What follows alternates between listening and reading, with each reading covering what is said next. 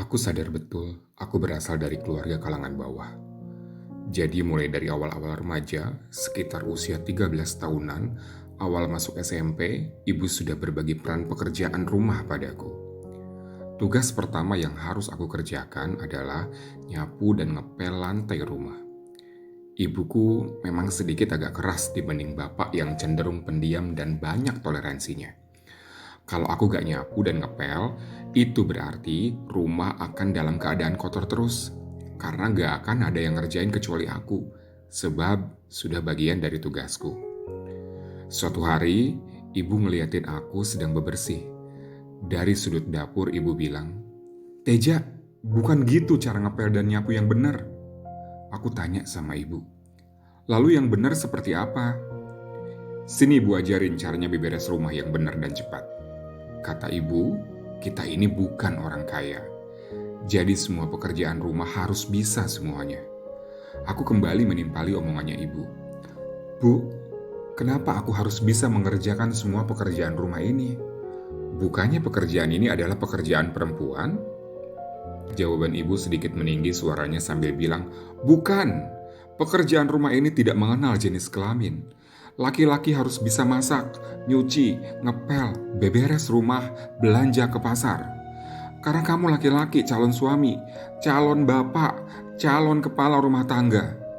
Istrimu nanti tidak akan selamanya sehat, dan itu artinya tugas rumah tangga sepenuhnya kamu yang pegang. Dan selain harus yang benar, ngerjainnya juga harus cepat."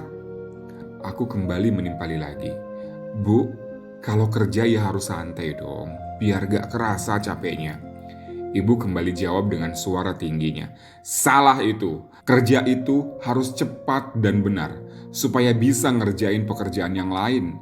Sambil memeragakan cara beberes yang benar dan cepat, ibu cerita kalau adik bungsunya ibu kerjanya sangat lambat. Bahkan waktunya makan siang, anak-anaknya sudah merongrong minta makan tapi dia belum selesai masak. Sementara suaminya pun gak bisa ngapa-ngapain. "Kamu mau seperti itu?" tanya ibu. Aku menggelengkan kepala tanda tak mau. Sejujurnya kala itu, aku tidak menyukai pekerjaan beres-beres rumah karena pikiranku saat itu pekerjaan rumah adalah pekerjaan orang dewasa. Namun setelah dewasa, barulah sadar betapa manfaatnya aku bisa bersihin rumah dengan benar dan cepat. Itu karena ibu mendidikku bukan hanya dengan ketegasan, tapi juga dengan alasan yang masuk akal. Dan beliau menyempurnakannya dengan memberiku semangat dan energi yang luar biasa.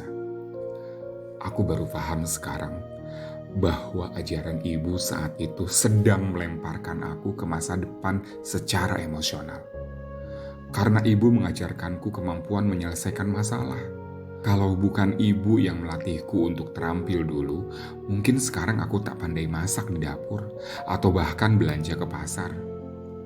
Karena naluri ibu paham betul bahwa kemampuan menyelesaikan masalah dan bertahan dalam kesulitan tidak akan muncul secara tiba-tiba dan harus ditempa sejak dini. Aku ingat betul saat aku minta restu mau nikah dan beliau bilang, "Menikah itu tidak mudah, begitupun juga menjadi suami dan menjadi bapak bukanlah hal gampang. Legalitas pernikahan tidak hanya dibuktikan dengan 2 pasang buku nikah yang diserahkan usai ijab kabul, tapi marwahnya harus dijaga. Karena suami istri itu bukan hanya pasangan rumah tangga, tapi antara nahkoda dan penumpang. Suami nahkodanya yang berpengaruh besar pada keselamatan penumpang, nahkoda yang handal akan mengantarkan penumpangnya sampai tujuan. Derasnya ombak akan mudah dilewati dengan keterampilannya mengendalikan kapal. Begitupun juga menjadi seorang bapak, harus belajar terus maknanya.